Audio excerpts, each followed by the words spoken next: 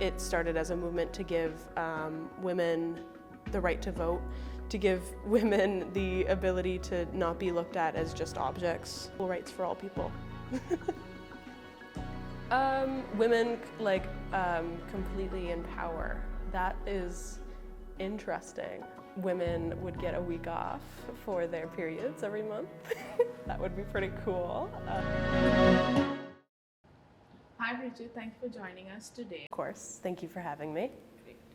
I have a few questions for you. Where do you stand when it comes to feminism making life harder for women? I was introduced to the concept of feminism from a very young age, being a woman, growing up as a woman. It was sort of my first introduction to social justice, which is a very important thing to me now.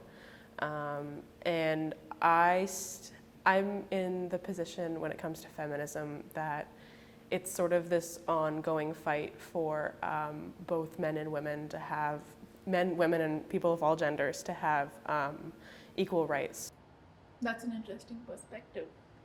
How do you think feminism has made a difference in the lives of women?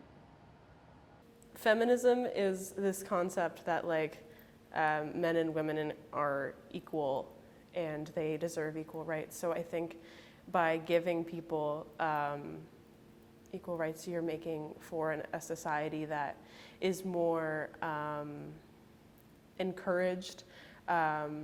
If you're not giving the women the rights they deserve, you're not going to have women who are in positions of power, which is what you want, because you want to see the unbiased making of decisions and stuff like that.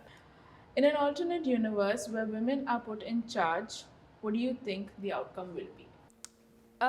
Women completely in power. That is interesting. Women would get a week off for their periods every month. That would be pretty cool. What else would we get? Maybe, we would definitely have equal pay.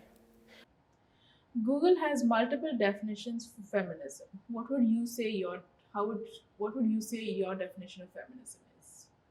With the multiple definitions thing, I think that it's really important that we have this sort of, as women, we know that there's a difference, because it's not that women are better than men, it's that men and women are equal.